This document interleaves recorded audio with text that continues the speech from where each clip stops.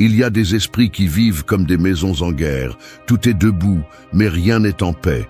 De l'extérieur, tout semble ordonné, mais à l'intérieur, chaque pensée lance des pierres, chaque émotion brûle comme un feu croisé, et chaque souvenir tire sans prévenir. C'est ainsi que beaucoup de gens vivent, portant un champ de bataille dans leur poitrine, marchant parmi les ruines mentales comme si c'était normal. Et le plus triste, c'est qu'ils en viennent à croire que cette tempête fait partie de qui ils sont, comme s'il n'y avait pas d'autre façon de se vivre. Mais il y en a une. La tranquillité intérieure n'est ni une fantaisie, ni un privilège de quelques éclairés. C'est une décision. C'est un travail quotidien qui ne se fait pas avec des phrases douces ou des rituels vides, mais avec force, courage, avec la volonté de cesser d'être esclave de ce que vous ne pouvez pas contrôler et de devenir maître de vous-même. Il ne s'agit pas de chercher un endroit où rien ne fait mal. Il s'agit de construire un endroit en vous où rien ne peut vous détruire. Et cela, même si cela fait mal, commence par accepter que personne ne viendra vous sauver. Cette vidéo n'est pas pour ceux qui veulent se sentir bien un moment. Elle est pour ceux qui sont prêts à se transformer en profondeur. Pour ceux qui en ont assez de traîner des culpabilités, de vivre dans la peur du qu'en dira-t-on, de dépendre des applaudissements pour se sentir précieux, pour ceux qui sont prêts à lâcher les chaînes mentales, à couper les liens qui étouffent, à récupérer leur espace et à cesser de céder leur paix à ce qui se passe à l'extérieur. Ici, il n'y a pas de solution magique ni de discours léger. Ce que vous allez entendre, ce sont 8 leçons stoïciennes qui peuvent vous rendre la tranquillité, la clarté et la force que vous cherchez depuis longtemps. Ce ne sont pas des concepts à penser, ce sont des principes à pratiquer. Si vous les prenez au sérieux, ils vont secouer votre façon de voir la vie et, plus important encore, votre façon de la vivre. Préparez-vous, car il ne s'agit pas de comprendre le problème. Il s'agit de l'affronter. 1. Défends ton territoire comme si ta paix en dépendait. Ton esprit est comme une terre sacrée, un terrain qui ne donne des fruits que si tu en prends soin avec discipline et le protèges avec caractère. Mais beaucoup l'ont laissé ouvert comme un terrain abandonné où n'importe qui peut entrer, salir, crier, manipuler ou détruire sans conséquence. Si tu ne définis pas tes limites, quelqu'un d'autre le fera pour toi, et il le fera à son avantage, pas au tien. Vivre en paix n'est pas s'isoler du monde, c'est apprendre à fermer la porte à ce qui empoisonne ton énergie, ce qui brouille ta clarté, ce qui intoxique ton équilibre. Le calme ne s'hérite pas, il se construit avec chaque décision que tu prends sur ce que tu laisses entrer et ce que tu décides de rejeter. Défendre ton territoire ne signifie pas devenir hostile ou ériger des murs d'arrogance, c'est avoir une clarté sur ce que tu es prêt à tolérer et ce que tu ne permettras plus jamais. C'est regarder en face les habitudes qui sabotent ta paix, les personnes qui franchissent la ligne encore et encore, les situations qui t'épuisent et ne t'apportent rien, et décider, sans culpabilité, sans hésitation, que ton bien-être n'est pas négociable. Parce que lorsque tu ne défends pas ton espace émotionnel, tu finis par être prisonnier dans ton propre esprit, marchant sur un terrain qui ne t'appartient plus, conçu par les attentes des autres, la culpabilité héritée ou la peur de décevoir. Les stoïciens comprenaient cela avec une clarté brutale. Épictète disait que nous ne sommes pas perturbés par les choses, mais par l'interprétation que nous en faisons. Mais pour interpréter avec sagesse, tu as besoin d'un espace intérieur propre, solide et protégé. Tu ne peux pas penser clairement si tu passes toute la journée à éteindre des incendies que tu n'as pas allumés, si tu laisses n'importe quelle opinion te sortir de ton centre, si tu permets que les conflits externes gouvernent ton monde intérieur. Et c'est là que l'autodiscipline émotionnelle devient une muraille, non pas pour t'isoler, mais pour préserver ta force. Dire non est un acte de respect de soi. Mettre fin à une conversation qui ne mène à rien, s'éloigner d'un environnement qui ne te permet pas de grandir, lâcher le besoin de répondre à chaque provocation, sont des moyens silencieux mais puissants de défendre ton territoire. Chaque fois que tu choisis le silence plutôt que la réaction impulsive, tu dis « Ici, c'est moi qui commande ». Chaque fois que tu choisis de te retirer plutôt que de rester pour plaire, tu traces la carte de ta liberté. Et chaque fois que tu décides de ne pas porter ce qui ne te revient pas, tu protèges la seule chose que tu peux vraiment contrôler, ton esprit, ton énergie, ta paix. Ne t'attends pas à être compris. Tout le monde ne comprendra pas ta décision de fixer des limites, car beaucoup bénéficiaient de ton silence, de ta disponibilité constante, de ta culpabilité. Mais comprendre n'est pas une condition pour respecter, et celui qui ne peut pas respecter tes limites ne mérite pas d'accéder à ton territoire. Tu n'es pas obligé de t'expliquer, de justifier ton besoin de calme, de convaincre quiconque que tu fais ce qui est juste. Tu es seulement obligé d'être cohérent avec toi-même. La véritable paix intérieure n'est pas atteinte lorsque tout autour de toi est en ordre, mais lorsque, même au milieu du chaos, tu sais que tu as fait ce qu'il fallait pour protéger ton terrain sacré. Cette paix est féroce, pas fragile. C'est le résultat de t'être confronté à toi-même et d'avoir décidé que tu n'allais plus céder de place à ce qui te diminue. Alors marque tes limites clairement, défends-les fermement et rappelle-toi que tu n'es pas dur, tu es libre. 2. Brise les chaînes invisibles des idées qui ne sont pas les tiennes. Il y a des gens qui marchent avec les pieds libres, mais avec l'esprit enchaîné. On ne le remarque pas à première vue, car les chaînes ne font pas de bruit et ne pendent pas du corps. Mais elles sont là, dans chaque décision qui ne naît pas de leur propre voix, dans chaque peur héritée, dans chaque attente étrangère qui est devenue loi sans être remise en question. C'est comme vivre dans une cage sans barreaux physiques, où les barreaux sont faits de phrases que l'on t'a répétées tant de fois que tu les as prises pour vraies. Ce n'est pas pour toi. Sois réaliste. Ne fais pas de vagues. Ne déçois pas. Des mots qui ont été semés depuis l'enfance, que tu n'as pas choisis, mais que tu as appris à obéir comme s'ils étaient les tiens. L'esprit, lorsqu'il n'est pas surveillé, se remplit de déchets que tu n'as pas demandés et que tu n'as jamais filtrés. Des croyances qui ne te représentent pas, des valeurs que tu n'as pas remises en question, des opinions que tu as absorbées par peur d'être exclu. Le problème est que tout ce que tu acceptes sans vérifier devient une limite silencieuse. Et c'est ainsi que tu finis par vivre une petite vie, non pas parce que tu n'as pas de potentiel, mais parce que tu as décidé de ne pas trahir des idées qui ne sont même pas les tiennes. C'est pourquoi briser les chaînes n'est pas un acte symbolique, c'est un acte de rébellion consciente. Non pas contre le monde, mais contre la programmation que tu portes en toi. Les stoïciens savaient que le premier pas vers la liberté était d'observer ses propres pensées avec dureté et honnêteté. Marc Aurèle a écrit que très peu de choses sont nécessaires pour mener une vie heureuse, mais ces quelque chose doivent être les tiennes. Personne ne trouve la paix en vivant selon des idées empruntées. La tranquillité intérieure ne naît pas de l'adaptation, mais de la cohérence avec ta vérité, même si cela implique de décevoir ceux qui attendaient une autre version de toi. Tu n'es pas ici pour répondre aux attentes des autres, ni pour répéter un scénario écrit par d'autres. Tu es ici pour découvrir ce qui t'appartient vraiment et laisser le reste sans peur. Demande-toi combien de décisions dans ta vie ont été prises par peur, par culpabilité, par besoin d'approbation. Combien de fois as-tu dit oui quand tu voulais dire non? Combien de fois as-tu suivi un chemin parce qu'il était sûr, attendu, approuvé? Briser ces chaînes commence par tout remettre en question.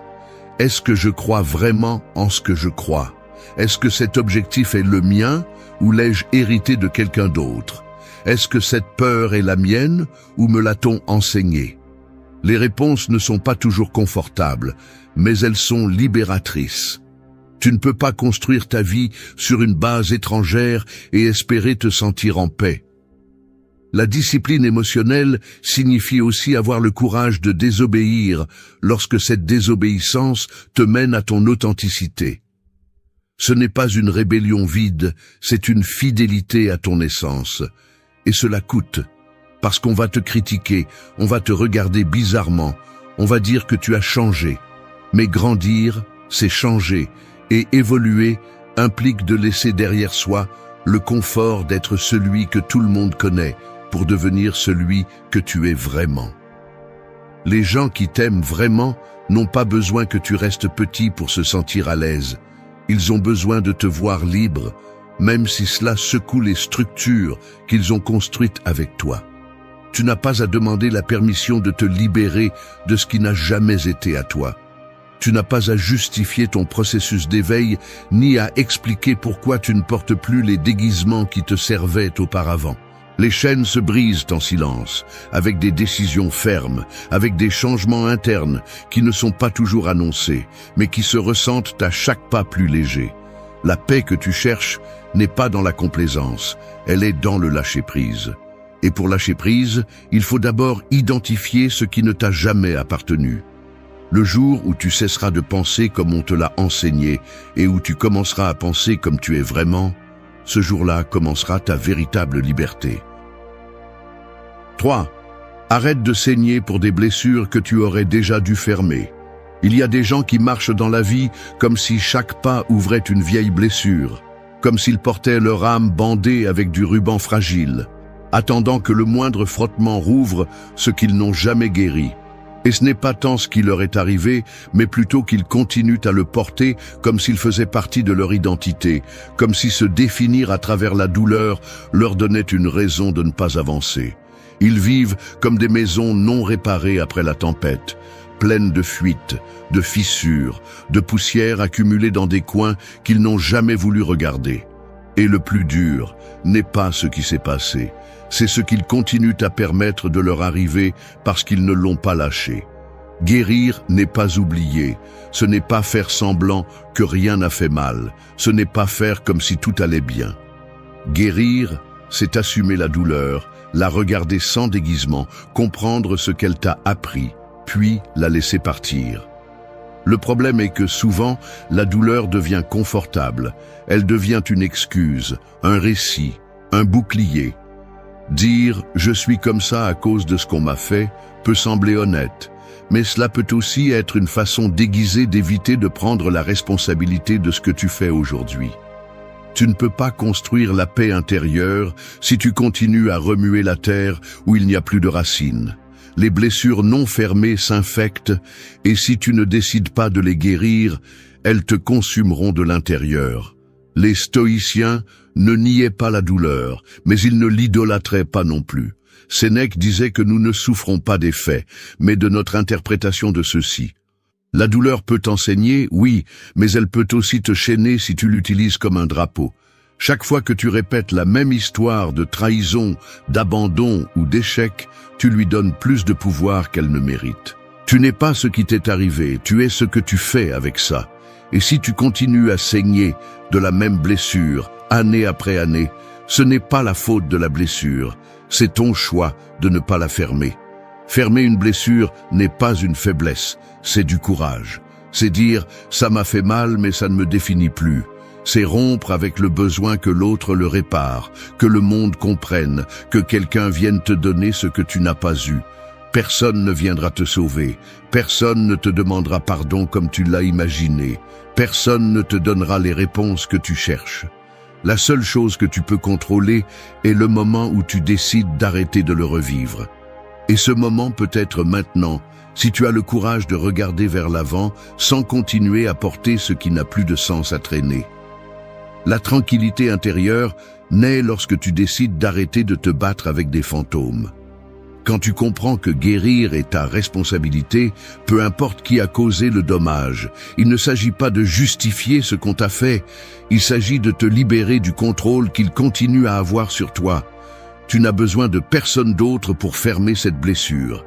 Ce dont tu as besoin, c'est de l'engagement envers toi-même, une décision ferme et la capacité d'arrêter de chercher justice dans un endroit qui ne t'a offert que des ruines. Au final, s'accrocher à la douleur est une façon de rester immobile, de ne pas avancer, d'avoir une excuse pour ne pas prendre de risques. Mais tu n'es pas venu dans cette vie pour rester coincé dans ce qui a été. Tu es venu pour grandir, pour transformer la douleur en force, pour faire de chaque cicatrice un rappel que tu as survécu. Et si tu saignes encore, ce n'est pas parce que tu ne peux pas guérir, c'est parce que tu n'as pas osé lâcher prise. Choisis d'arrêter de saigner, choisis de guérir, choisis de vivre. 4. Utilise la difficulté comme un poids et renforce ton caractère. La vie est une salle de sport sans préavis. Chaque jour, elle te lance des défis comme s'ils étaient des poids invisibles. Et la seule chose qui détermine s'ils te brisent ou te renforcent est la façon dont tu choisis de les porter. Il y a ceux qui se brisent dès qu'ils ressentent le poids du rejet, de l'échec, de la douleur, comme si chaque difficulté était une condamnation injuste. Et il y a d'autres qui, au lieu de résister, la soulèvent encore et encore, jusqu'à ce qu'ils cessent d'être des victimes et deviennent des personnes forgées par l'effort. Ton caractère ne se forme pas quand tout va bien, il se construit dans la tension, dans la sueur mentale, de supporter ce que tu n'as pas choisi, mais tu décides comment répondre. Chaque obstacle que tu rencontres est une opportunité brutale de te connaître, non pas pour prouver quoi que ce soit à quiconque, mais pour te prouver à toi-même de quoi tu es fait. Parce qu'au fond, la plupart des gens veulent une vie facile, sans poids, sans résistance, sans inconfort. Mais cette vie confortable affaiblit aussi, endort, te rend fragile, te déconnecte du pouvoir qui ne s'active que lorsque tu es à la limite. Quand quelque chose fait mal, quand quelque chose ne se passe pas comme tu l'espérais, quand tu sens que tu ne peux plus, c'est là le point exact où tu peux t'élever ou te rendre. Et ce que tu choisis va définir qui tu es, non pas ce que tu dis, mais ce que tu fais quand tout pèse. Les stoïciens n'ont jamais demandé une vie légère. Au contraire, ils savaient que les défis étaient le terrain d'entraînement parfait pour l'âme. Marc Aurèle l'a bien compris lorsqu'il a écrit que ce qui entrave l'action l'avance, que ce qui se met en travers du chemin devient le chemin. La difficulté n'est pas ton ennemi, c'est ton maîtresse. Et chaque fois que tu lui fais face avec détermination, tu développes un muscle qui ne se voit pas, mais qui soutient tout le reste. Ton caractère. Utiliser la difficulté comme un poids signifie arrêter de te demander « pourquoi moi ?» et commencer à te demander « qu'est-ce que je peux construire avec ça ?» Cela signifie arrêter d'attendre que le monde soit juste et commencer à répondre avec force, pas avec plainte.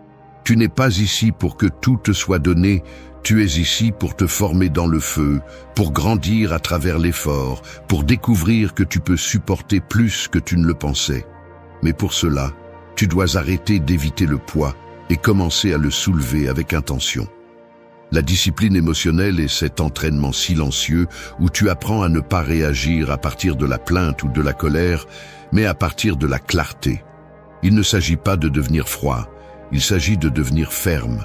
Chaque fois que tu choisis de ne pas te victimiser, chaque fois que tu choisis d'agir malgré la peur, chaque fois que tu décides de continuer même si tu es fatigué, tu soulèves une version plus forte de toi.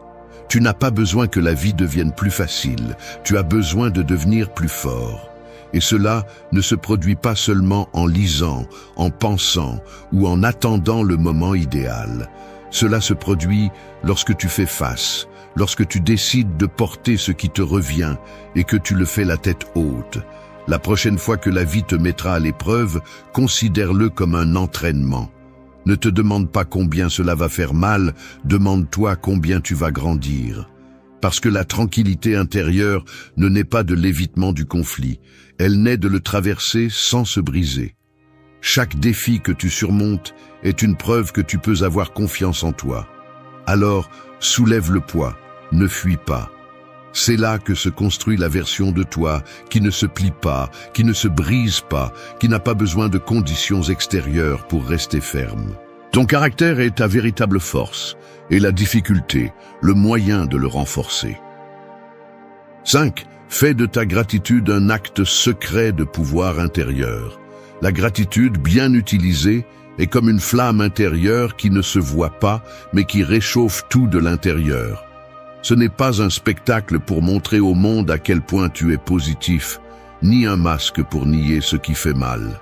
C'est un acte privé, puissant et profond, qui te rappelle que, même si tu ne contrôles pas tout, tu peux choisir comment tu habites ce que tu dois vivre. Dans un monde où tout le monde se bat pour avoir plus, pour montrer plus, pour exiger plus, dire merci en silence devient un acte de rébellion intérieure. Parce que tu n'ignores pas ce qui manque, tu reconnais ce que tu as déjà sans cesser d'avancer. Il y a ceux qui croient que la gratitude est passivité, résignation ou conformisme. Mais ils se trompent. Être reconnaissant n'est pas accepter ce qui fait mal comme si c'était juste. C'est avoir la sagesse de trouver de la valeur même dans ce que tu n'as pas choisi. C'est savoir que le simple fait de continuer à respirer après ce que tu as vécu est déjà une raison suffisante pour renforcer ton esprit. La gratitude est un muscle qui ne s'entraîne pas à travers de belles phrases. Elle s'entraîne au milieu du chaos, lorsque tu choisis de voir clairement au lieu de tomber dans le ressentiment.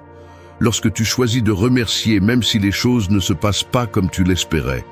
Lorsque tu apprends à honorer ton chemin même si tu ne le comprends pas tout à fait. Les stoïciens ne parlaient pas de gratitude comme d'un cliché. Ils la voyaient comme une façon de vivre avec dignité. Épictète disait que ce n'est pas la richesse qui nous rend heureux, mais la façon dont l'esprit réagit à ce qu'il a. Et si ton esprit ne peut voir que ce qui manque, tu ne te sentiras jamais complet. C'est pourquoi il est vital que tu apprennes à voir l'invisible. Les opportunités cachées, la force que tu as développée par nécessité, les personnes qui sont restées quand tout semblait s'effondrer. Remercier en silence n'est pas un acte faible. C'est une façon de t'ancrer, d'éviter que le bruit de l'extérieur détruise ton centre. Être reconnaissant ne signifie pas te contenter. Cela signifie ne pas dépendre de l'extérieur pour reconnaître ton abondance. Tu peux désirer plus, mais sans haine. Tu peux lutter pour avancer, mais sans oublier ce qui te soutient aujourd'hui. Parce que si tu n'es pas capable de valoriser ce que tu as, tu ne sauras pas non plus soutenir ce qui viendra après. Vivre en attendant le moment parfait, la victoire totale ou la validation externe pour ressentir de la gratitude, c'est une façon lente de détruire ta paix. Tu dois être capable de remercier même pendant que tu es en construction, pendant que tu échoues, pendant que tu guéris. Parce que c'est dans ce processus que ton caractère se renforce. Fais de la gratitude un rituel silencieux. Non pas pour que le monde l'applaudisse, mais pour que ton esprit s'entraîne à voir en profondeur. Remercie pour chaque erreur qui t'a montré qui tu ne veux pas être. Remercie pour chaque chute qui t'a obligé à te relever avec plus de force. Remercie pour chaque personne qui t'a déçu, car grâce à cela, tu es devenu plus sélectif avec ton énergie. Ce n'est pas de la poésie, c'est une stratégie mentale. Remercier transforme ton focus, et un focus clair est plus précieux que n'importe quelle circonstance favorable. Tu n'as pas besoin de faire du bruit pour remercier. Tu n'as pas besoin de le prouver avec de faux sourires ou des phrases décorées. Tu as juste besoin de t'arrêter, de respirer, de regarder ce que tu as et de reconnaître que malgré tout, tu es toujours là. Solide, peut-être blessé, mais debout. Et cela est déjà du pouvoir. La gratitude, lorsqu'elle devient une habitude silencieuse, te rend invincible de l'intérieur. Parce que celui qui remercie sans condition n'a pas besoin que la vie soit parfaite pour trouver la paix. 6. Purifie ton espace comme tu purifies ton esprit, avec précision et courage. Vivre avec clarté est comme maintenir une pièce en ordre. Peu importe combien de fois tu la nettoies, si tu continues à laisser entrer la saleté par la fenêtre ouverte. Il en va de même pour l'esprit. Tu peux méditer, écrire, réfléchir ou chercher des réponses profondes, mais si ton environnement est plein de chaos, de bruit et d'énergie lourde, tôt ou tard, cette pollution s'infiltre en toi. Ton espace parle de toi, reflète ce que tu tolères, ce que tu traînes, ce que tu n'oses pas lâcher. Il ne s'agit pas d'esthétique, il s'agit de pouvoir intérieur. Chaque chose que tu gardes sans but, chaque objet qui représente une blessure, chaque coin abandonné occupe plus qu'un espace physique, il occupe un espace mental. Purifier ton environnement n'est pas seulement nettoyer la poussière, c'est faire une révision honnête de tout ce qui t'entoure et te demander si cela te représente vraiment, si cela t'élève ou te tire vers le bas, si cela te stimule ou te stagne. Parce que ce que tu tolères dans ton espace, tu finis par le normaliser dans ta vie. Et quand tu t'habitues au désordre, au bruit, à ce qui est en suspens, tu t'habitues aussi à vivre au milieu d'une confusion constante qui te vole ta présence, ton énergie et ton focus. Chaque objet hors de place, chaque accumulation inutile, chaque symbole du passé que tu n'as pas fermé, est une distraction que tu ne remarques pas toujours, mais qui pèse toujours. Les stoïciens parlèrent de l'importance de l'environnement dans un autre langage, mais avec la même intention. Sénèque insistait sur le fait que l'extérieur ne doit pas gouverner l'âme. Et bien que ton âme ne soit pas visible, elle est affectée par tout ce que tu permets autour de toi. Parce que le désordre n'est pas seulement physique, il est aussi émotionnel, mental et énergétique. Apprendre à purifier ton espace est un acte d'autodiscipline, non superficiel, mais profond. C'est une façon de te dire à toi-même « Je mérite l'ordre, la clarté, la légèreté ». Et pour cela, tu as besoin de courage. Parce que nettoyer vraiment implique de lâcher prise. Et lâcher prise fait mal, même quand tu sais que ça te fait du bien. Ne t'accroche pas à ce qui ne te représente plus, ces vêtements que tu ne portes pas, ce meuble qui encombre, ce souvenir qui fait mal, cette lettre que tu n'aurais jamais dû garder. Tout cela porte un message. Je ne l'ai pas encore lâché. Et si tu ne le lâches pas à l'extérieur, tu ne le lâcheras pas non plus à l'intérieur. C'est pourquoi le vrai nettoyage n'est pas confortable, il est émotionnel. Il nécessite que tu affrontes tes attachements, tes nostalgies, ta résistance au changement. Mais une fois que tu as franchi le pas, tu ressens le soulagement immédiat. Comme si respirer devenait plus facile, comme si enfin ton esprit avait de l'espace pour se concentrer. Tu n'es pas obligé de vivre entouré de choses qui te rappellent des blessures. Tu n'es pas condamné à habiter des espaces qui ne te motivent pas. Tu as la liberté de redéfinir ton environnement et avec cela, de redéfinir aussi ton énergie. Fais-le avec précision. Ne nettoie pas pour nettoyer. Décide fermement ce qui reste et ce qui part. Ne laisse pas la paresse, l'habitude ou la culpabilité dicter comment tu vis. Fais-le avec courage. Non pas parce que c'est facile, mais parce que tu mérites un esprit libre de bruit inutile. Purifier ton espace est le premier pas pour purifier ta vie. Parce que ce que tu ordonnes à l'extérieur se reflète à l'intérieur. Et quand ton environnement s'aligne avec ton but, avec ta paix, avec ta force, ton esprit devient aussi plus clair, plus ferme, plus concentré. Alors ne sous-estime pas le pouvoir de ce qui t'entoure.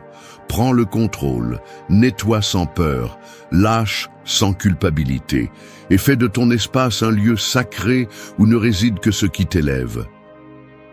7. Lâche les liens morts avant qu'ils n'entraînent ton âme.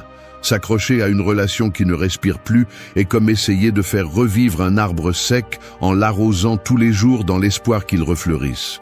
Peu importe combien d'amour, de temps ou d'énergie tu lui donnes, si les racines sont pourries, le tronc ne tient plus et les feuilles ont cessé de pousser depuis longtemps, tout ce que tu fais est de t'épuiser en vain. Souvent tu le sais, mais tu restes quand même. Parce qu'il y a une partie de toi qui se souvient encore de cet arbre, quand il était vivant, quand il donnait de l'ombre, quand il te faisait te sentir chez toi. Et dans ce souvenir, tu t'accroches, comme si par nostalgie, il valait la peine de renoncer à ta paix. Mais rester connecté à ce qui est déjà mort n'est pas de la loyauté, c'est de l'auto-abandon. Parce que pendant que tu essaies de sauver quelque chose qui n'a pas de retour, tu t'oublies. Tu permets à une histoire sans avenir de consommer ton présent. Et le plus destructeur n'est pas ce que cette relation fait, mais ce que tu arrêtes de faire à cause d'elle.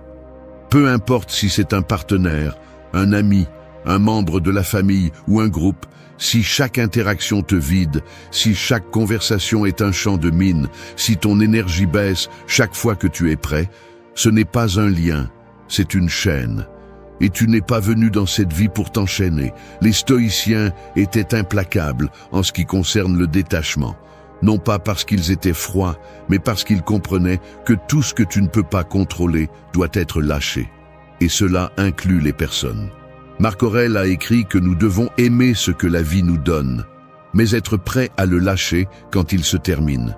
Il ne s'agit pas de couper par peur, mais par amour de soi. Parce que rester attaché à ce qui te diminue est une forme de trahison silencieuse. Et si tu ne te choisis pas, personne ne le fera pour toi.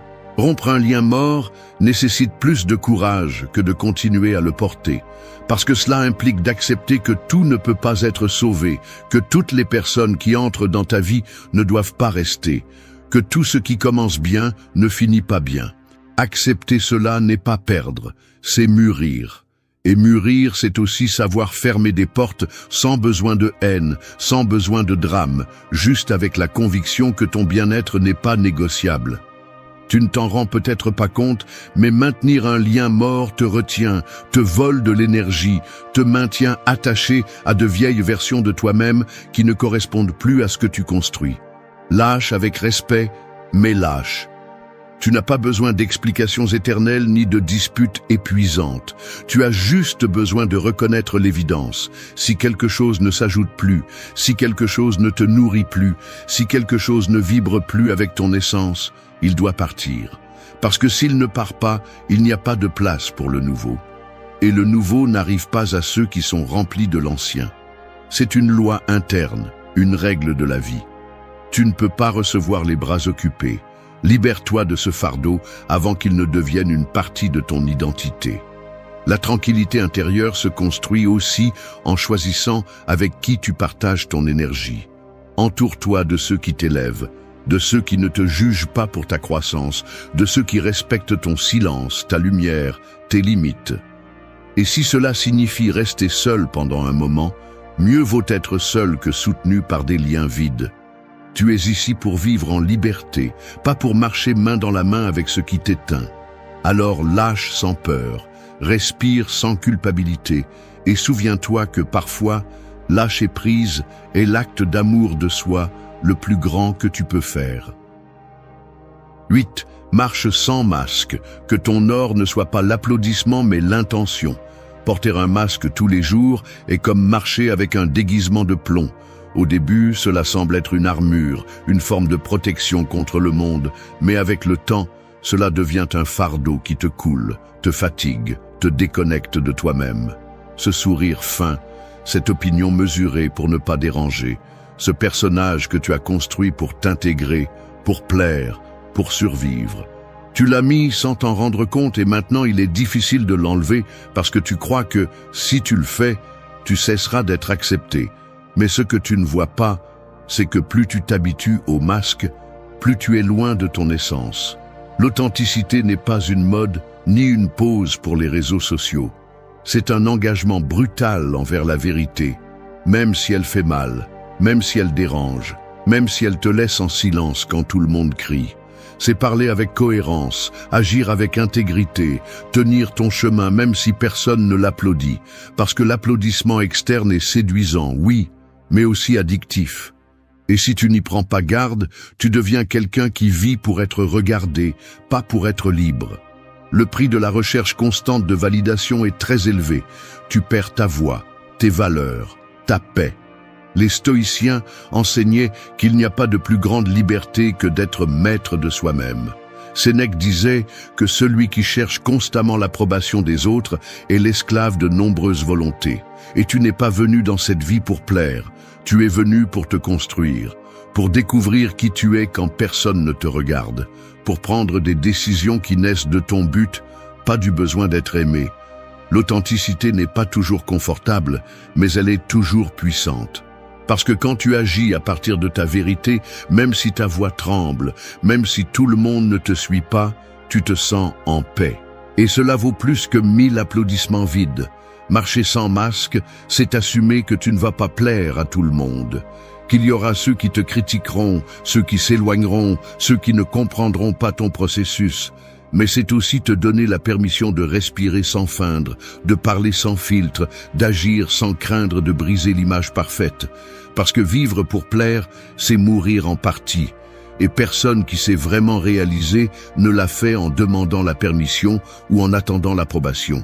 Ils l'ont fait en marchant avec intention, avec concentration, avec courage, même dans la solitude.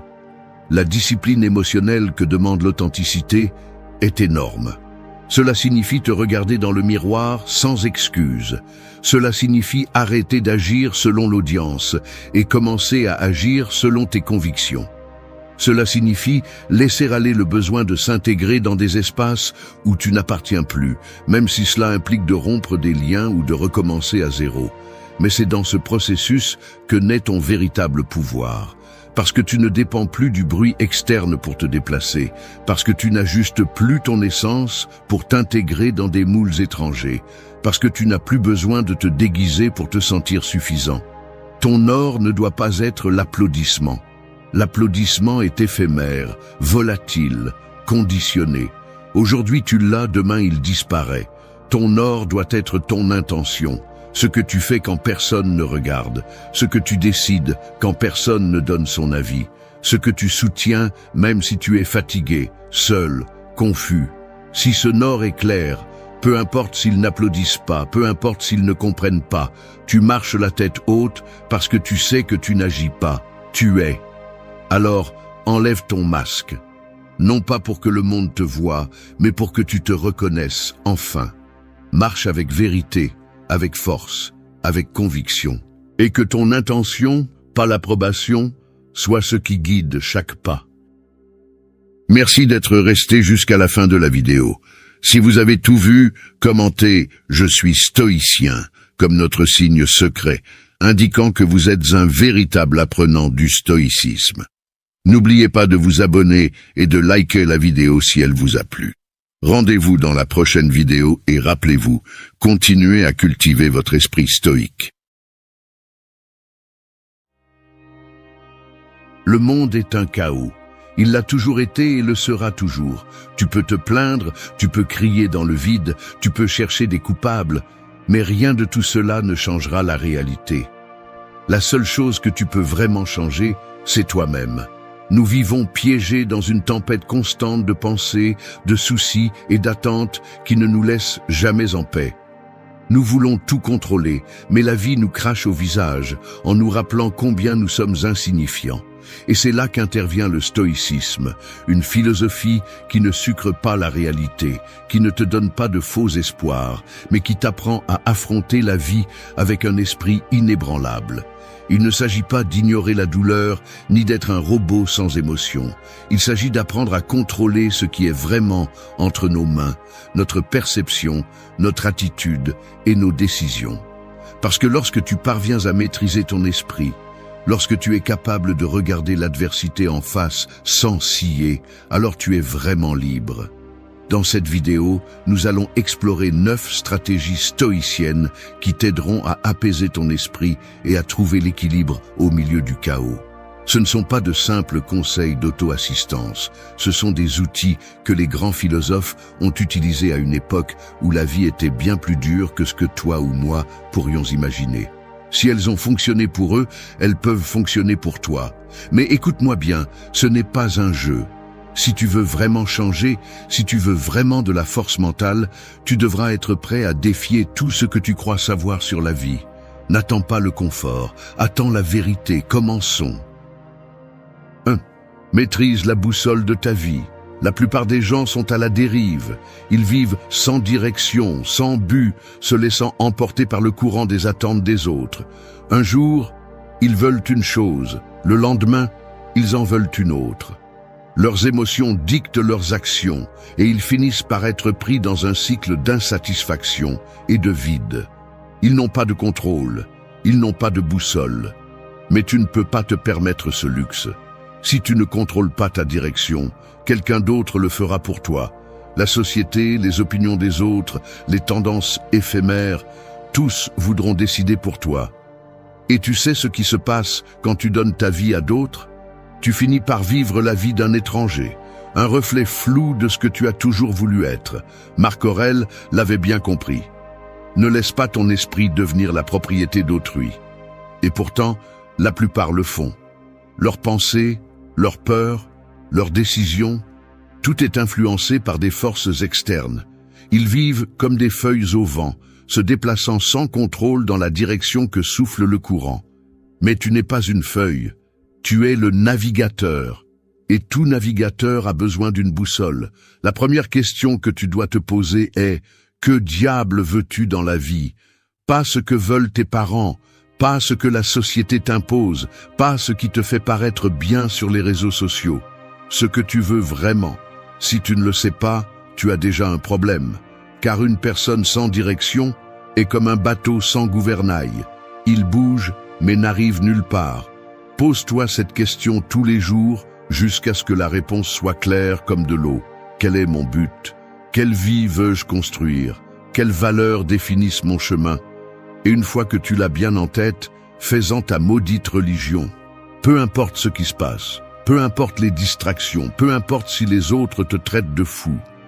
Ta boussole doit toujours pointer dans la même direction. Les stoïciens comprenaient que sans but, l'esprit s'affaiblit. Quand tu ne sais pas quel chemin prendre, chaque obstacle te semblera un mur. Mais quand tu as une destination claire, chaque défi n'est qu'une marche de plus sur ton chemin. La discipline naît du but. Celui qui a un pourquoi peut supporter n'importe quel comment. Et si ta boussole est solide, aucun coup de la vie ne pourra te détourner.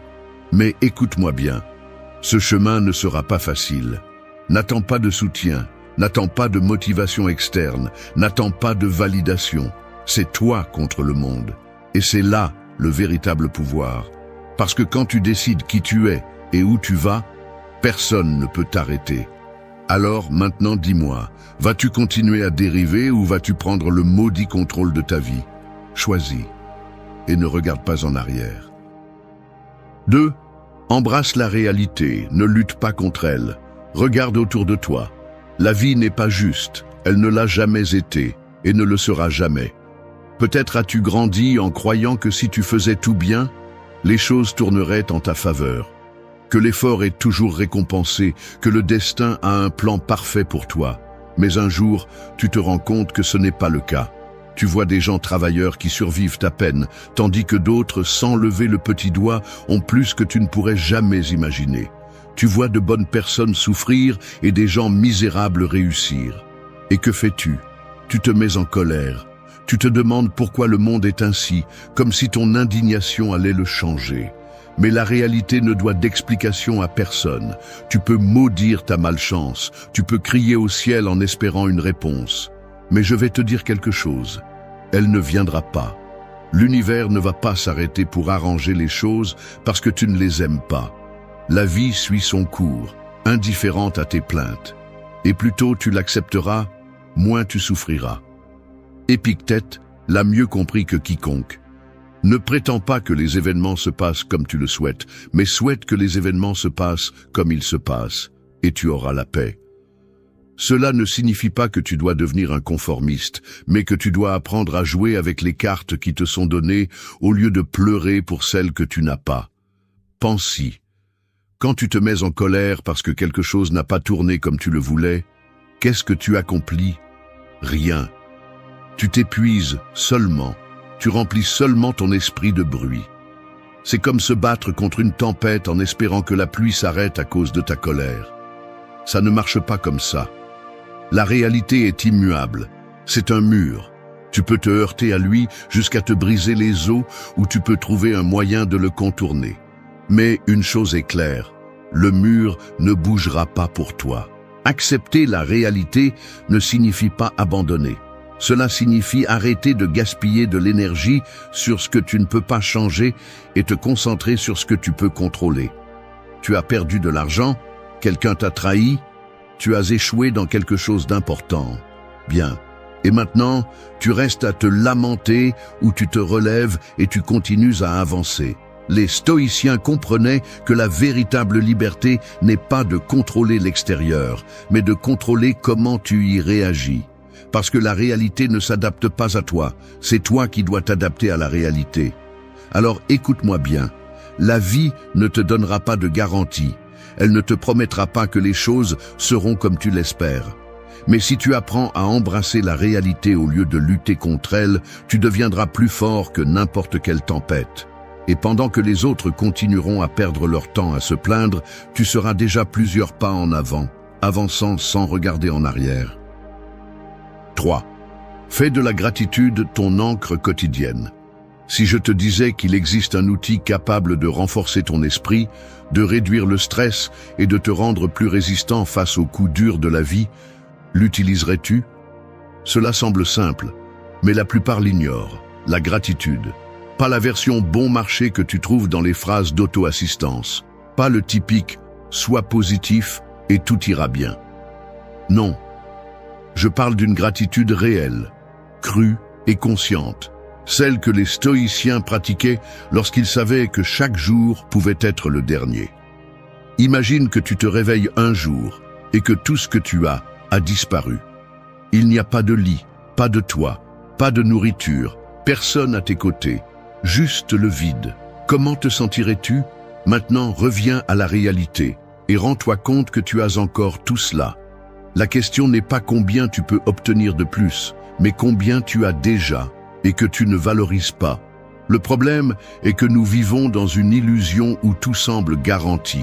Tu supposes que tu te réveilleras demain, que cette personne sera toujours là, que ton corps continuera à fonctionner comme d'habitude. Mais la vie n'opère pas selon tes termes. Regarde-le comme un verre d'eau. Quelqu'un qui meurt de soif dans le désert le verrait comme un miracle. Mais toi, qui as accès à l'eau tous les jours, tu ne lui prêtes guère attention. La valeur des choses ne réside pas en elles-mêmes, mais dans la conscience que nous avons de leur présence. Et c'est là que réside la clé. La plupart des gens ne souffrent pas de ce qui leur manque, mais de ce qu'ils n'apprécient pas. Si tu veux apaiser ton esprit, brise le cycle. Fais de la gratitude une habitude, mais pas de manière superficielle. Il ne s'agit pas d'écrire 3 belles choses dans un journal, et c'est tout. Il s'agit de t'arrêter, de regarder ce que tu as et de comprendre vraiment que tu pourrais ne pas l'avoir. Il s'agit d'ouvrir les yeux et de réaliser que, même si la vie n'est pas parfaite, tu as plus que tu ne le penses. Chaque jour, consacre un moment à réfléchir. Qu'est-ce que j'ai maintenant que je pourrais perdre demain? Peut-être est-ce ta capacité à bouger, à voir, à entendre. Peut-être est-ce la personne à tes côtés, le toit au-dessus de ta tête, l'opportunité de te battre pour quelque chose de mieux. Peu importe ce que c'est, ressens-le vraiment. Et si tu veux donner encore plus de pouvoir à cette pratique, fais ce que les stoïciens appelaient visualisation négative. Imagine un instant que tu as tout perdu. Si demain tu te réveillais et que rien de ce que tu as aujourd'hui n'était là, comment te sentirais-tu? Maintenant reviens à la réalité et comprends que tu as encore tout cela. La gratitude n'est pas un joli concept, c'est une arme contre l'anxiété, la frustration et l'insatisfaction. C'est un rappel que, même si le chaos t'entoure, tu as encore plus que tu ne le penses. Et quand tu l'intériorises, quelque chose change en toi. Tu ne vis plus en poursuivant des choses externes pour te sentir complet. Tu commences à voir l'abondance dans ce que tu as déjà, parce que la paix mentale ne vient pas d'avoir plus. Elle vient de réaliser que tu n'as jamais manqué de rien. 4. Affronte la peur avant qu'elle n'arrive. La peur est le tueur silencieux de la paix mentale. On ne la voit pas, on ne la touche pas, mais elle est là, toujours à l'affût, te chuchotant des doutes, te paralysant avant même que quelque chose ne se produise. Ce n'est pas la réalité qui nous tourmente, mais l'anticipation de ce que nous croyons qui pourrait arriver. Et là est le piège. La plupart de nos peurs ne se réalisent jamais.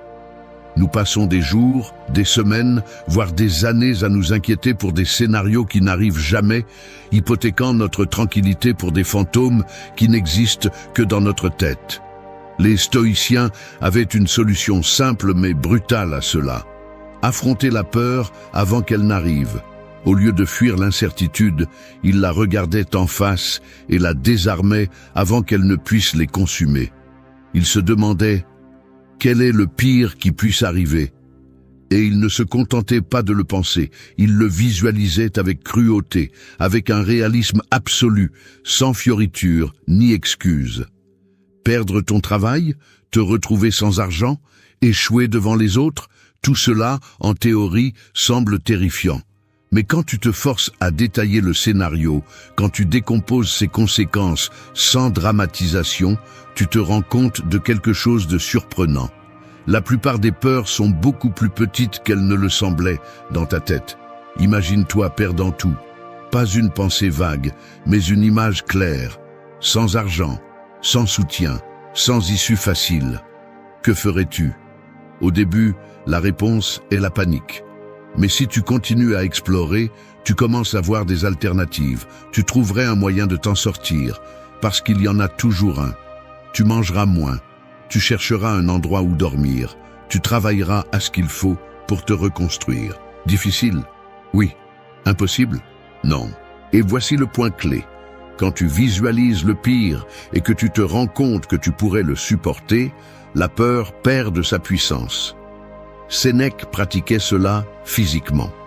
De temps en temps, il vivait comme s'il avait déjà tout perdu. Il s'habillait avec les vêtements les plus simples, mangeait le minimum, dormait sur le sol. Non pas parce qu'il aimait souffrir, mais parce qu'il prouvait ainsi qu'il pouvait survivre avec peu. Et quand tu sais que tu peux survivre avec peu, tu arrêtes de craindre de tout perdre. Maintenant, applique cela à ta vie. Pense à ce que tu crains le plus, le rejet, l'échec, la perte. Au lieu d'éviter ces pensées, plonge-toi dedans.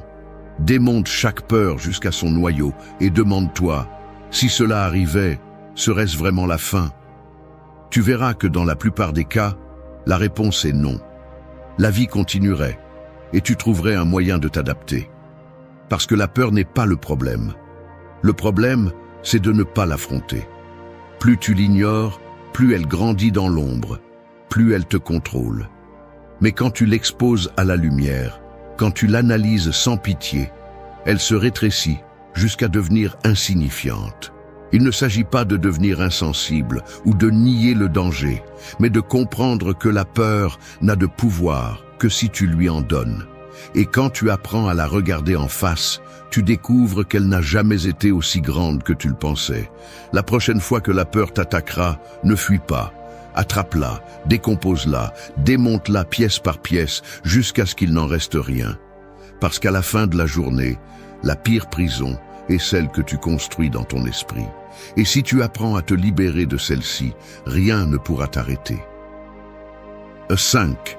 Ancrer ton esprit ici et maintenant. Ton esprit est comme un cheval sauvage. Il court sans contrôle entre le passé et le futur, revivant des erreurs, se préoccupant de ce qui va venir, pris dans une tempête de pensées qui ne s'arrête jamais. Et le pire de tout, c'est qu'il est très rarement au seul endroit où tu as réellement du pouvoir, le présent. Tu passes tes journées à traîner des culpabilités du passé, à penser à ce que tu aurais pu faire mieux, à ce que tu aurais dû dire, au chemin que tu n'as pas pris. Ou pire encore, tu te précipites vers un futur qui n'existe pas encore, imaginant tous les échecs possibles, toutes les choses qui pourraient mal tourner.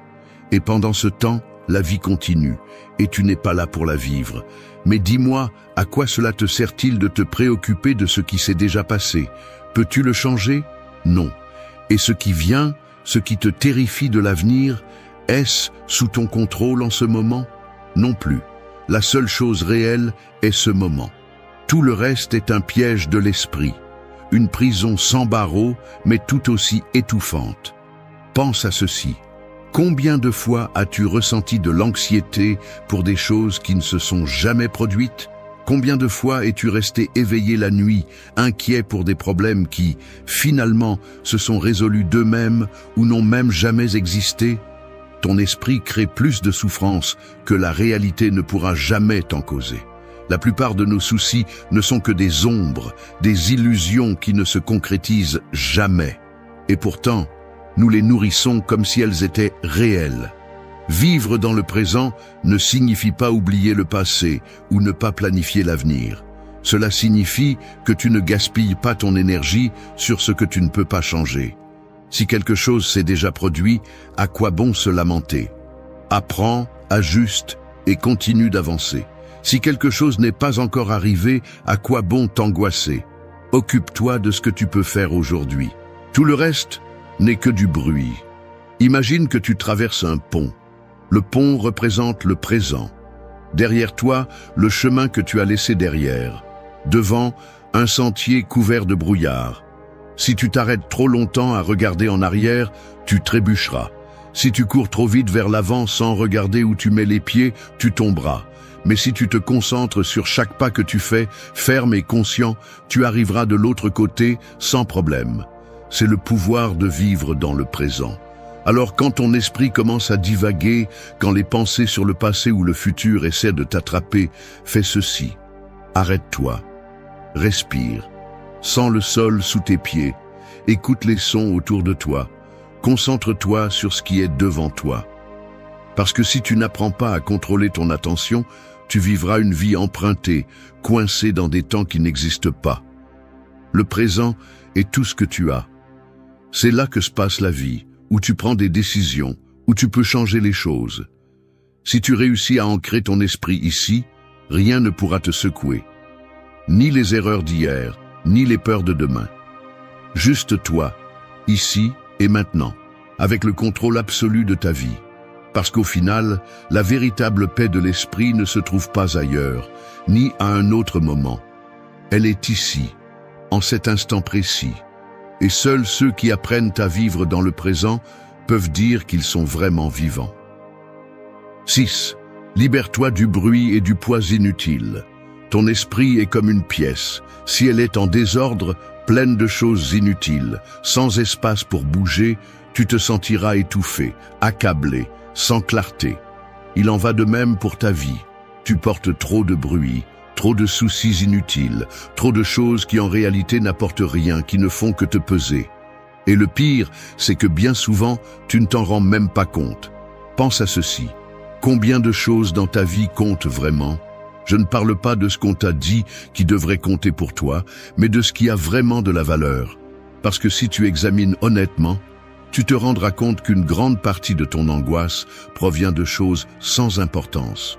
Les opinions des autres, les problèmes insignifiants, les distractions constantes. Tout ce bruit occupe un espace énorme dans ton esprit et ne te laisse pas en paix. Nous vivons à une époque où l'information ne s'arrête jamais, où tout le monde crie son opinion, où les problèmes d'inconnus sur Internet semblent être plus importants que notre propre paix.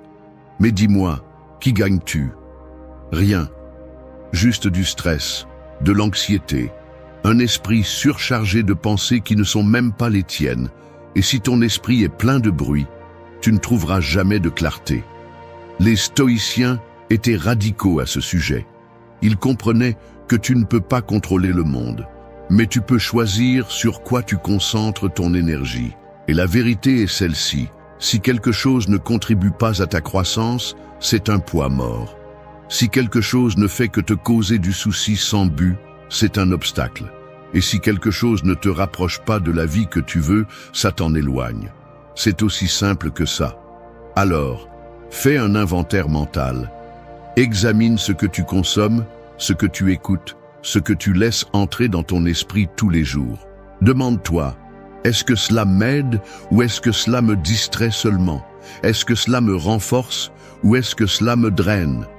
Si cela ne fait qu'occuper de l'espace sans apporter de valeur, laisse-le partir. Tu n'as pas besoin d'être au courant de chaque mauvaise nouvelle. Tu n'as pas besoin de connaître l'opinion de chaque personne sur chaque sujet.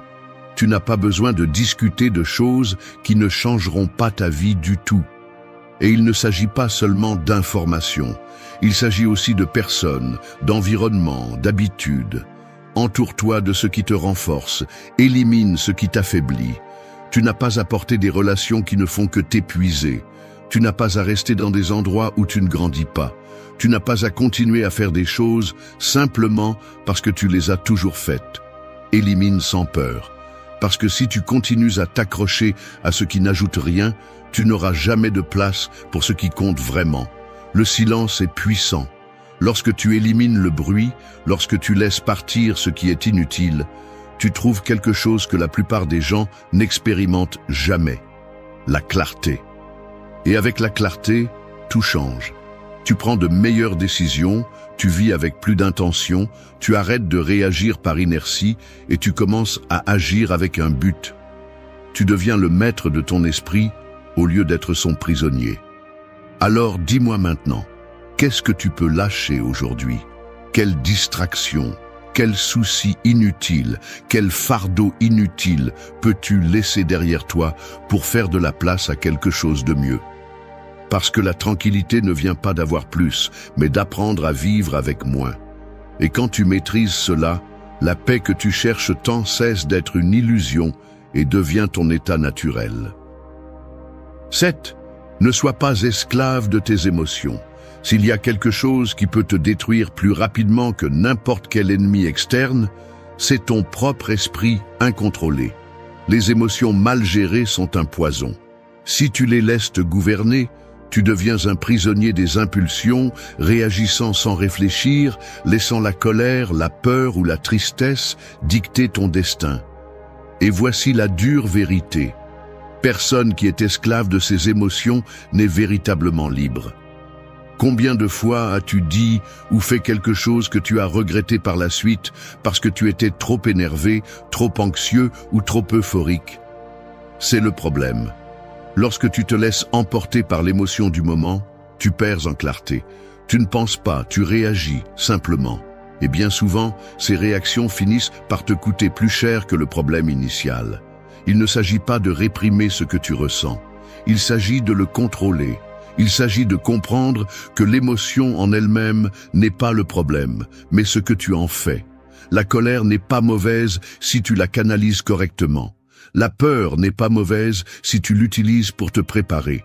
La tristesse n'est pas mauvaise si tu la transformes en apprentissage. Le problème est lorsque tu les laisses te dominer, lorsque tu deviens leur marionnette et que tu prends des décisions impulsives qui finissent par te ruiner. Imagine un guerrier en pleine bataille. S'il se laisse emporter par la colère, il attaque sans réfléchir et finit par mourir. S'il se laisse emporter par la peur, il se fige et se fait transpercer.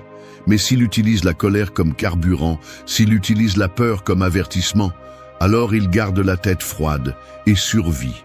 C'est le véritable contrôle. Non pas éliminer les émotions, mais les apprivoiser, les transformer en outils plutôt qu'en chaînes. Alors, la prochaine fois qu'une émotion forte te frappe, ne réagis pas immédiatement. Arrête-toi. Analyse. Demande-toi, ce que je ressens, est-il réel ou est-ce simplement une réaction exagérée de mon esprit? Vaut-il la peine de dépenser mon énergie pour cela? Comment vais-je me sentir à propos de cette décision dans une semaine, dans un mois, dans un an? Parce que ce qui semble important dans la chaleur du moment devient presque toujours insignifiant avec le temps. Ne laisse pas une émotion momentanée détruire ce que tu as construit. Ne permets pas à un instant de colère de ruiner des relations, à une crise d'anxiété de paralyser tes plans, à une tristesse passagère de te faire croire que tout est perdu. Garde l'esprit ferme, maîtrise tes émotions ou elles te domineront. La véritable force n'est pas de frapper plus fort, mais d'avoir la discipline de ne pas frapper quand ce n'est pas nécessaire.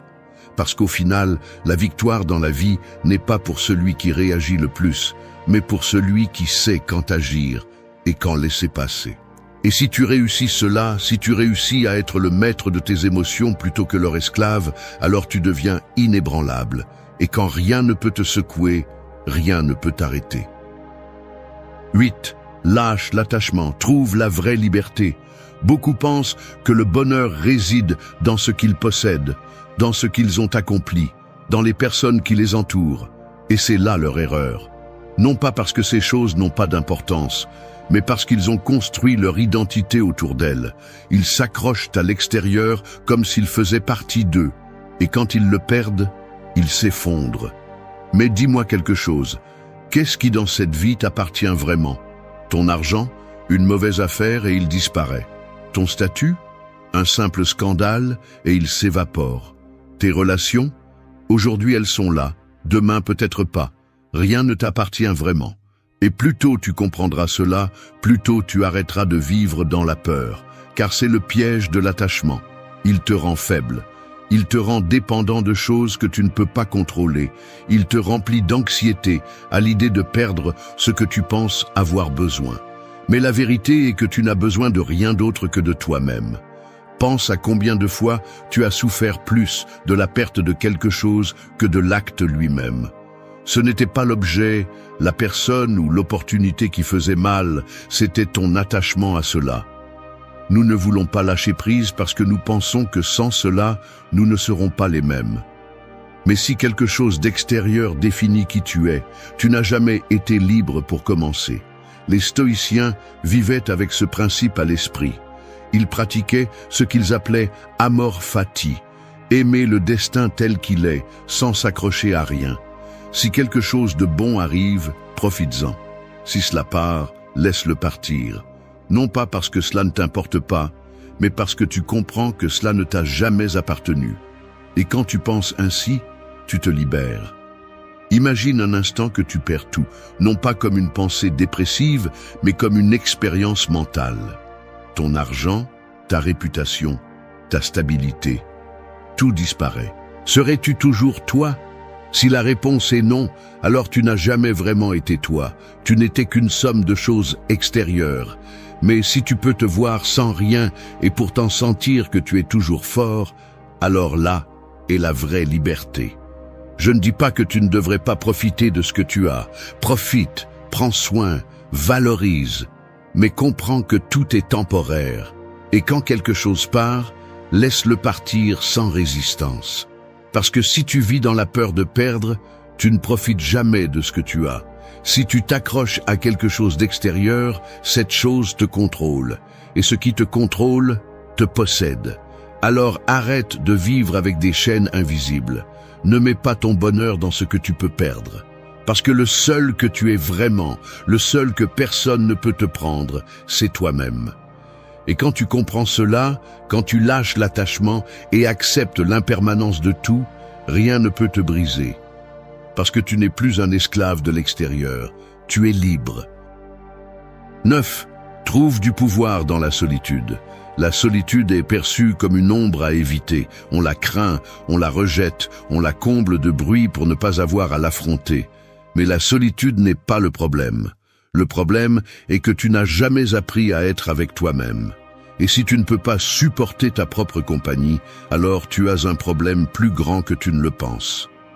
Depuis que tu es enfant, on t'apprend que la validation vient de l'extérieur, que tu as besoin de l'approbation des autres, que être seul est un échec, que si tu n'appartiens pas à un groupe, quelque chose ne va pas avec toi. Mais dis-moi, combien de fois as-tu trahi ce que tu voulais vraiment juste pour t'intégrer? Combien de fois as-tu supporté des conversations sans intérêt, des compagnies vides et des situations que tu ne voulais pas juste pour éviter le silence? Combien de fois t'es-tu entouré de personnes qui ne t'apportaient rien juste pour te distraire de toi-même? La solitude n'est pas une punition, c'est un test de ta force sans distraction, sans applaudissement, sans la fausse sécurité que quelqu'un d'autre soutienne ton estime de toi. C'est dans la solitude que tu découvres qui tu es vraiment, sans masque, sans influence, sans le besoin d'impressionner qui que ce soit. Et si tu es incapable d'être seul, cela signifie que tu n'as pas encore construit une identité assez forte. Les stoïciens ne fuyaient pas la solitude, ils la cherchaient. Ils savaient que dans le silence se trouvait la clarté. Quand tu te déconnectes du bruit extérieur, quand tu te confrontes seul à tes pensées, tu te rends compte de ce qui est vraiment important et de ce qui n'est que distraction. Mais peu ont le courage de le faire. La plupart remplissent leur journée de bruit, de divertissement et de compagnie superficielle pour éviter une rencontre avec eux-mêmes. Mais dis-moi, si la première chose que tu fais quand tu es seul est de chercher des distractions, si tu ne peux pas passer un moment sans remplir le vide avec du bruit extérieur, as-tu vraiment le contrôle de ton propre esprit? Je ne dis pas que tu dois vivre isolé. Les connexions humaines sont importantes, mais elles ne doivent pas être une béquille. Tu n'as pas besoin de la présence de quelqu'un d'autre pour te sentir complet. La différence entre quelqu'un de fort et quelqu'un de faible est que le faible cherche de la compagnie pour ne pas affronter son vide, tandis que le fort choisit avec qui être parce qu'il se sent déjà complet seul.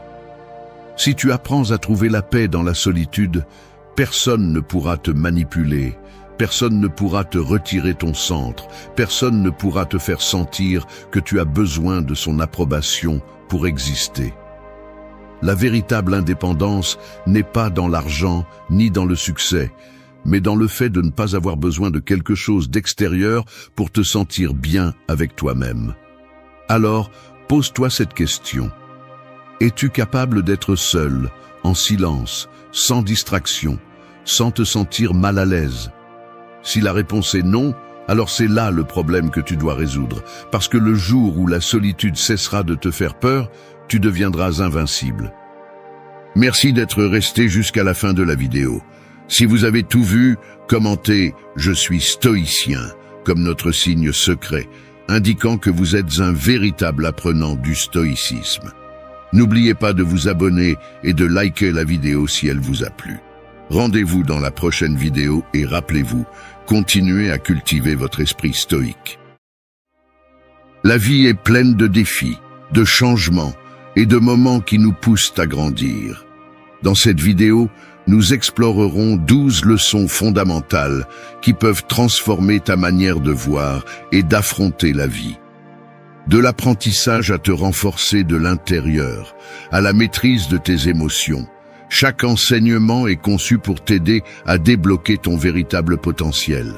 Tu découvriras comment les relations que tu choisis peuvent changer ta trajectoire, comment surmonter l'adversité te rend invincible et pourquoi ton état d'esprit est ta meilleure arme dans n'importe quelle situation.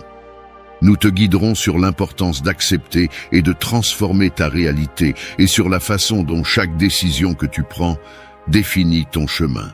La vie est une école continue. Et chaque expérience, bonne ou mauvaise, est une opportunité d'apprendre et de grandir. Nous parlerons de l'intégrité comme ton super pouvoir caché, de la discipline comme la clé du succès et de l'importance de suivre le courant des changements en renaissant à chaque étape de ta vie. Cette vidéo ne te montrera pas seulement comment faire face aux défis, mais aussi comment utiliser chacun d'eux comme un tremplin vers une meilleure version de toi-même. Prépare-toi à découvrir des outils puissants et profonds qui t'aideront à vivre avec intention et authenticité. Commençons ce voyage ensemble. Numéro 1. Empuissance-toi de l'intérieur. T'es-tu déjà senti piégé par les limites imposées par les autres ou par tes propres doutes? S'émanciper de l'intérieur, c'est reconnaître que le véritable pouvoir ne vient pas de l'extérieur, mais de ton intérieur. C'est embrasser tes forces et accepter tes faiblesses comme des leçons précieuses. Tu n'as pas besoin d'être parfait, seulement authentique. Chaque échec est une opportunité et ta véritable force se manifeste lorsque tu décides de te relever encore et encore. L'émancipation commence par la connaissance de soi. Ce n'est pas seulement savoir ce que tu fais bien, mais aussi affronter les parties de toi qui te mettent mal à l'aise. Identifie ce qui te freine, ce qui te fait peur, et réécris ces histoires qui te limitent. Remplace le « je ne peux pas » par « je vais essayer ». Ton dialogue intérieur définit ta réalité, utilise-le à ton avantage.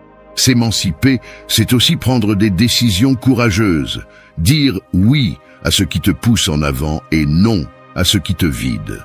C'est t'entourer de personnes qui t'élèvent et t'éloigner de ce qui te bloque. Le véritable pouvoir arrive quand tu assumes l'entière responsabilité de ta vie, en reconnaissant que tu ne peux pas contrôler ce qui t'arrive, mais que tu peux contrôler comment tu y réagis. Chaque défi est une épreuve de ta force. Empuissance-toi de l'intérieur et comprends que chaque petit pas vers la croissance personnelle est un acte de pouvoir. N'attends pas que le monde te valide. Construis ton propre chemin, écoute ta voix, et rappelle-toi que tu es ton meilleur allié. Empuissance-toi de l'intérieur et laisse le monde voir de quoi tu es capable. Numéro 2. Des relations qui transforment. Les relations que nous construisons tout au long de notre vie ont le pouvoir de nous façonner, de nous impulser et, dans certains cas, de nous transformer complètement. Mais toutes les relations ne se valent pas. Les véritables connexions ne se contentent pas de remplir un espace dans notre vie. Elles nous défient à être meilleurs, à grandir et à nous confronter à nous-mêmes. Les relations qui transforment ne sont pas celles qui ne sont présentes que dans les bons moments. Ce sont celles qui restent dans les difficultés, qui ne fuient pas quand les choses deviennent compliquées. Ces connexions profondes nous apprennent à faire confiance, à nous ouvrir et à partager non seulement nos victoires, mais aussi nos défaites. Cependant, il est également important de reconnaître que toutes les relations n'ont pas cet impact positif. Il y a des connexions qui nous limitent, qui drainent notre énergie et freinent notre croissance. Apprendre à identifier ces relations et avoir le courage de s'en éloigner est un acte d'auto-préservation. Ce n'est pas de l'égoïsme, il s'agit de choisir ce qui est le mieux pour ton bien-être. Les relations qui transforment vraiment sont celles où il existe une réciprocité, un soutien authentique et un respect mutuel. Ce sont les personnes qui non seulement t'acceptent tel que tu es, mais qui t'inspirent aussi à être la meilleure version de toi-même. S'entourer d'individus qui te défient, te soutiennent et croient en toi, même quand tu doutes de toi-même, est essentiel pour ta croissance personnelle. Rappelle-toi qu'une relation transformatrice n'est pas parfaite. Elle est honnête. Elle permet des conversations difficiles, accepte les erreurs et se renforce avec le temps. N'aie pas peur de t'éloigner de ce qui te fait du mal et de chercher ce qui te nourrit. Car au final, les relations que tu choisis définissent non seulement qui tu es, mais aussi qui tu deviendras. Construis des connexions qui te propulsent, sois un soutien pour les autres et choisis toujours ce qui élève ta vie. Les relations qui transforment sont un cadeau, et en apprenant à cultiver et à valoriser ces connexions, tu te transformeras toi-même d'une manière que tu n'aurais jamais imaginée.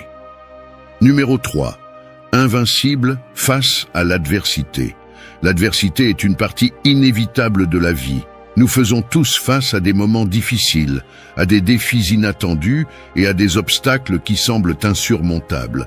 Mais c'est précisément dans ces moments que nous découvrons de quoi nous sommes faits. Être invincible face à l'adversité ne signifie pas ne pas ressentir de peur ou de douleur, mais avoir le courage de continuer malgré eux. Chaque défi, chaque chute est une occasion de grandir. L'adversité n'est pas là pour te stopper, mais pour te polir, pour révéler ta force intérieure. Les moments les plus sombres de ta vie peuvent devenir les chapitres les plus puissants de ton histoire si tu décides de les affronter avec détermination. Souviens-toi que les difficultés ne te définissent pas. C'est ta réponse face à elles qui détermine qui tu es. La clé pour devenir invincible n'est pas d'éviter les problèmes, mais de changer ta perspective sur eux. Apprends à voir chaque adversité comme une leçon. Demande-toi, qu'est-ce que je peux apprendre de cela? Comment puis-je utiliser ce moment pour me renforcer? Lorsque tu cesses de voir les obstacles comme des ennemis et que tu les acceptes comme des maîtres, tu deviens inarrêtable. Être invincible signifie aussi être flexible et adaptable. La vie ne se déroulera pas toujours comme prévu, et c'est bien ainsi. Ajuster ton chemin, accepter le changement et ne pas abandonner face aux échecs, voilà ce qui te maintiendra debout. À chaque fois que tu t'adaptes, tu deviens plus fort, plus sage et plus capable de faire face à ce qui t'attend. Il ne s'agit pas de ne jamais tomber, mais de te relever à chaque fois, d'être résilient et de garder ton regard fixé sur ce que tu veux accomplir. Être invincible face à l'adversité, c'est se rappeler que tu as le contrôle sur ta réaction, que tu peux transformer chaque coup en leçon et chaque perte en une occasion de renaître. Alors quand tu sens que tout est contre toi, quand les choses deviennent difficiles, souviens-toi. Chaque adversité n'est qu'un échelon sur ton chemin vers la grandeur.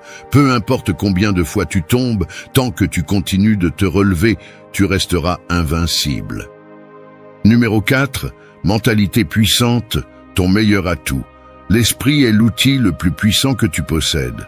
Avec une mentalité puissante, tu peux transformer les défis en opportunités et les échecs en apprentissage. Peu importe ce à quoi tu fais face dans la vie, ta véritable arme ne réside pas dans tes mains, mais dans ton esprit. Avoir une mentalité puissante ne signifie pas penser positivement tout le temps. Cela signifie être prêt à affronter ce qui vient. C'est savoir que, quoi qu'il arrive, tu as la capacité de t'adapter, d'apprendre et de surmonter les obstacles. il ne s'agit pas d'ignorer les problèmes, mais de les affronter avec la conviction que tu es capable de les surmonter. La clé d'une mentalité puissante est la résilience, cette capacité à te relever encore et encore. Chaque coup, chaque obstacle n'est pas une défaite, mais une leçon. Apprends à voir les chutes comme une partie du processus, comme des marches vers ta meilleure version. Une mentalité puissante comprend que le véritable échec n'est pas de tomber, mais de ne pas essayer à nouveau. Cultiver une mentalité puissante signifie aussi contrôler tes pensées. Tu ne peux pas toujours contrôler ce qui se passe autour de toi, mais tu peux contrôler la façon dont tu y réagis. Élimine le « je ne peux pas » de ton vocabulaire et remplace-le par « je vais essayer ». Entoure-toi de pensées qui te propulsent en avant et éloigne celles qui te freinent. De plus, une mentalité puissante implique d'être maître de ton attention. Où diriges-tu ton énergie? Te concentres-tu sur ce que tu peux contrôler ou te perds-tu dans ce que tu ne peux pas changer? Apprendre à diriger ton attention vers ce qui compte vraiment te donne la clarté et la force pour avancer. Ton meilleur atout sera toujours ton esprit. Entraîne-le, renforce-le et protège-le, car avec une mentalité puissante, aucune adversité ne pourra t'arrêter. Souviens-toi, ce n'est pas ce qui t'arrive qui définit ton destin, mais la façon dont tu choisis de l'affronter. Aiguise donc ton meilleur atout, ton esprit, et utilise chaque défi comme un terrain d'entraînement pour ta grandeur. Numéro 5. Accepte et transforme ta réalité. La vie n'est pas toujours telle que nous l'avions planifiée. Parfois, nous faisons face à des situations qui échappent à notre contrôle et il est facile de se sentir piégé ou vaincu. Mais la clé pour vivre pleinement n'est pas de résister à la réalité, mais de l'accepter et de l'utiliser à ton avantage. Accepter ta réalité ne signifie pas se résigner, cela signifie reconnaître où tu en es et à partir de là, prendre les rênes de ton destin. Accepter ta situation actuelle est le premier pas pour la transformer. Au lieu de te battre contre ce que tu ne peux pas changer, concentre-toi sur ce qui est entre tes mains. Accepter n'est pas un signe de faiblesse, mais de force. C'est te regarder dans le miroir et dire « Voici ce que j'ai, et avec cela, je vais construire quelque chose de mieux. » Quand tu acceptes la réalité, tu te libères de la lutte constante contre l'inévitable et trouves la paix pour penser clairement. C'est alors que tu peux commencer à transformer ton environnement, ton attitude et ta vie. Chaque circonstance, même la plus difficile, a le potentiel de t'enseigner quelque chose de précieux. Demande-toi, que puis-je apprendre de cela? Comment puis-je utiliser cela pour grandir? Transformer ta réalité implique aussi de changer ton regard. Si tu te concentres uniquement sur le négatif, sur ce qui te manque, tu resteras piégé dans un cycle d'insatisfaction. Commence plutôt à voir les opportunités cachées dans chaque défi. Remplace les plaintes par l'action. Ne te focalise pas sur ce que tu ne peux pas contrôler. Consacre ton énergie à ce sur quoi tu peux avoir une influence. Rappelle-toi que tu es l'architecte de ta vie. Peu importe combien de fois la réalité semble être contre toi, tu as le pouvoir de changer ta perspective et, avec elle, ton chemin. La transformation commence en toi. Lorsque tu acceptes qui tu es et où tu es, tu te donnes la permission d'évoluer. Chaque jour est une nouvelle occasion de te réinventer et de te rapprocher un peu plus de la vie que tu désires. Alors, ne crains pas la réalité, embrasse-la. Utilise-la comme ton terrain d'entraînement, comme ta toile blanche. Accepter ta situation n'est que le début. La vraie magie réside dans ce que tu fais ensuite. Transforme ta réalité à chaque décision, à chaque action et à chaque pensée. Car le pouvoir de changer ta vie est et a toujours été entre tes mains. Numéro 6. Des décisions qui définissent. Dans la vie, nous ne pouvons pas toujours contrôler ce qui nous arrive, mais nous pouvons toujours contrôler comment nous y répondons. Chaque jour, nous prenons des décisions, des plus petites aux plus significatives. Et ce sont ces choix qui définissent vraiment qui nous sommes et qui nous devenons. Les décisions que tu prends dans les moments grands et petits sont celles qui construisent ton chemin. Chaque décision est une bifurcation sur le chemin de ta vie. Parfois, il est plus facile de rester dans la zone de confort, d'éviter les risques, mais les décisions qui font vraiment la différence sont celles qui te sortent de cette zone. Ce sont ces décisions difficiles, celles qui te mettent au défi et t'obligent à grandir, qui déterminent ton véritable caractère. Les décisions qui définissent ne sont pas toujours évidentes sur le moment. Cela peut être la décision de te lever tôt, de continuer à travailler sur tes rêves quand personne d'autre n'y croit, ou de t'éloigner de ce qui ne te fait pas du bien. Chacun de ces petits choix s'additionne et crée un impact puissant dans ta vie. Ne sous-estime pas le pouvoir d'une décision prise avec conviction. Il est normal d'avoir peur de prendre des décisions, surtout lorsque l'avenir est incertain. Mais souviens-toi, ne pas prendre de décision est aussi un choix, et c'est souvent celui qui t'éloigne le plus de tes objectifs. Accepte que tu n'auras pas toujours toutes les réponses, mais fais confiance à l'idée que chaque décision est une occasion d'apprentissage, un pas en avant, même si le chemin n'est pas parfait. Les décisions qui définissent ta vie ne concernent pas toujours ce qui est facile, mais ce qui est juste pour toi. Apprends à écouter ton intuition, à faire confiance à ton jugement et à agir avec courage. Ne laisse pas la peur de l'échec te paralyser, car les erreurs font aussi partie du processus.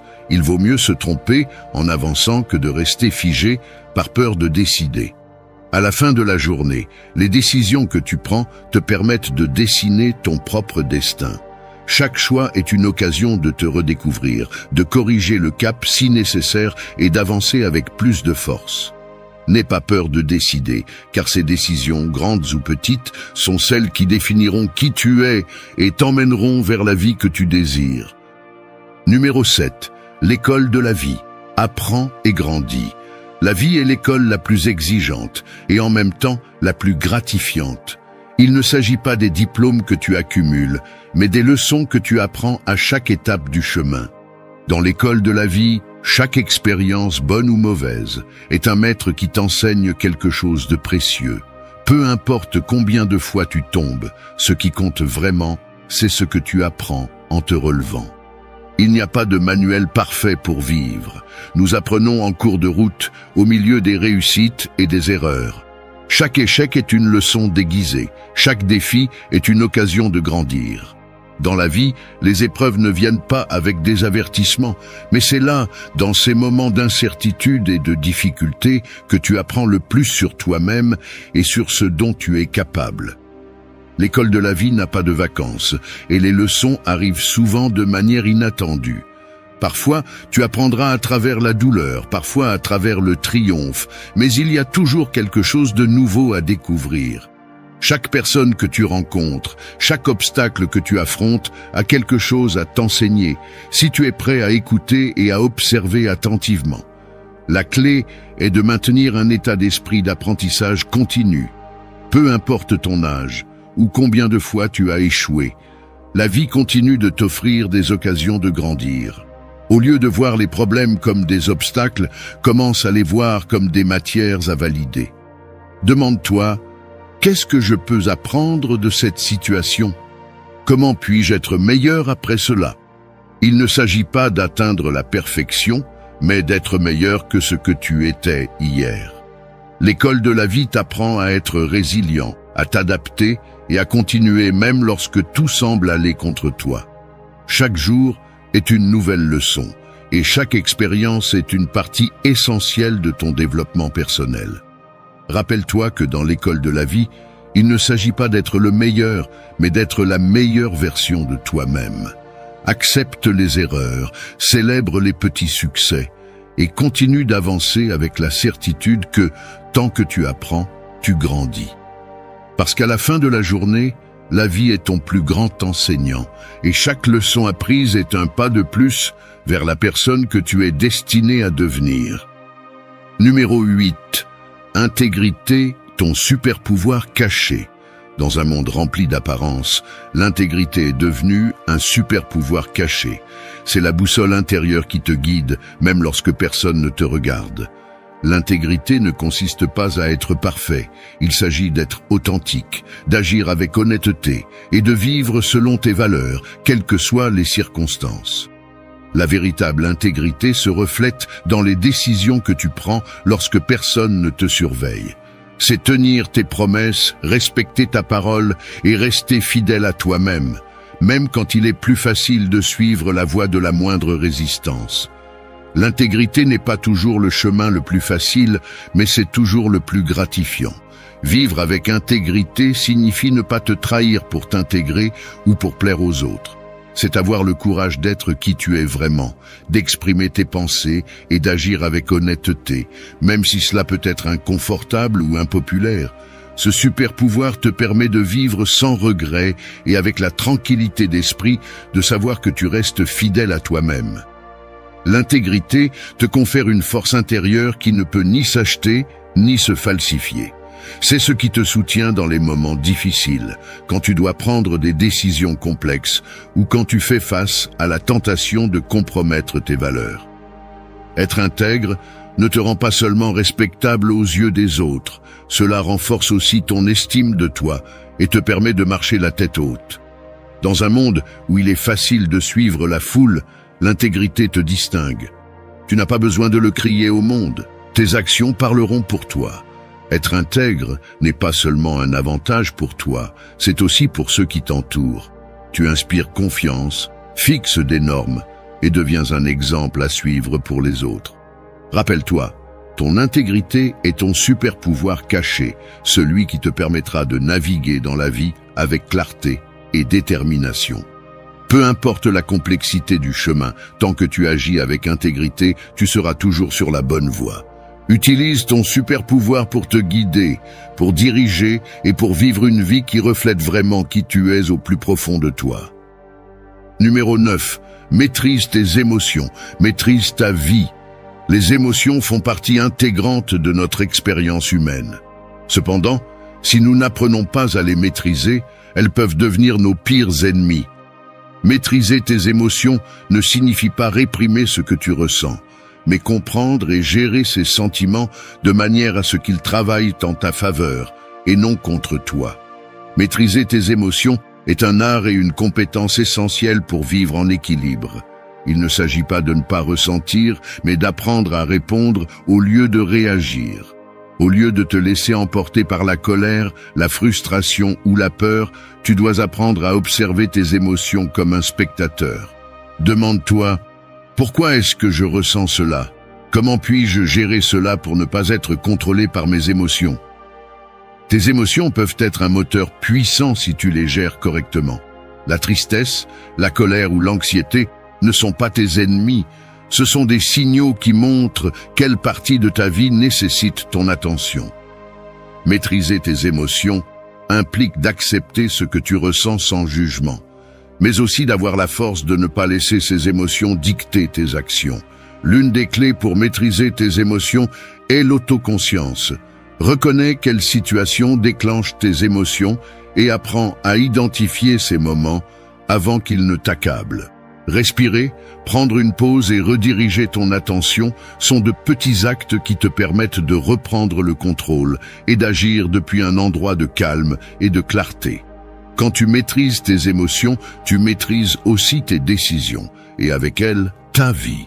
Être maître de tes réactions te permet de maintenir des relations plus saines, de prendre des décisions plus judicieuses et d'avancer vers tes objectifs sans que les hauts et les bas émotionnels ne te détournent de ta voie.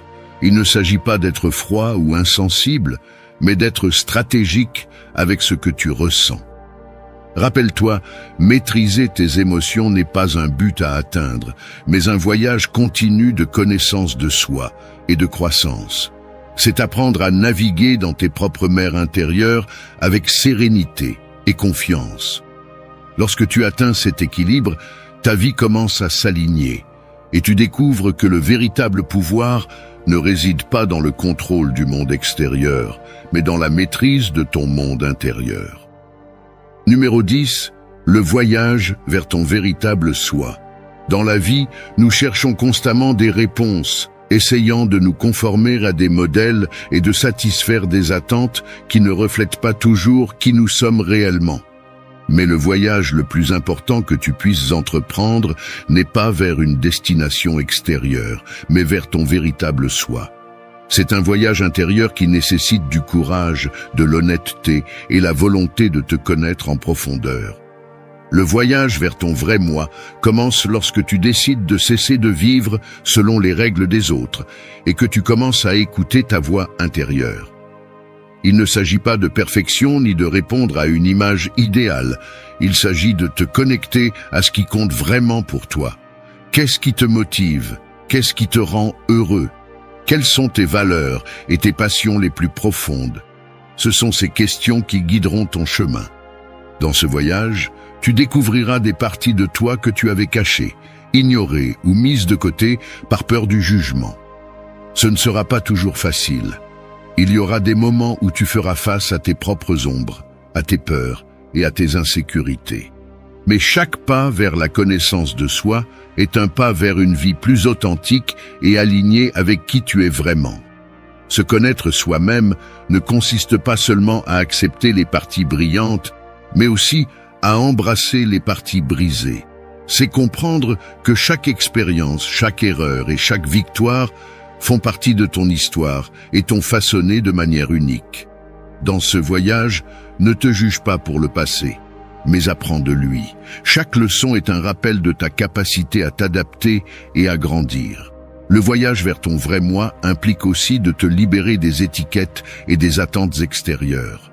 Tu n'as pas à être ce que les autres attendent de toi. Sois ce que toi, tu attends de toi-même. Définis ta propre idée du succès, ta propre version du bonheur, et suis ce chemin sans crainte de t'écarter de ce que les autres considèrent comme juste. Ce voyage ne se termine jamais, mais c'est le plus significatif que tu puisses réaliser. C'est un chemin plein de découverte de soi, d'acceptation de soi, et surtout de liberté. À la fin de la journée, te trouver toi-même n'est pas un point final, mais vivre dans un état constant d'apprentissage et de croissance. Car le vrai soi n'est pas une destination, c'est une manière de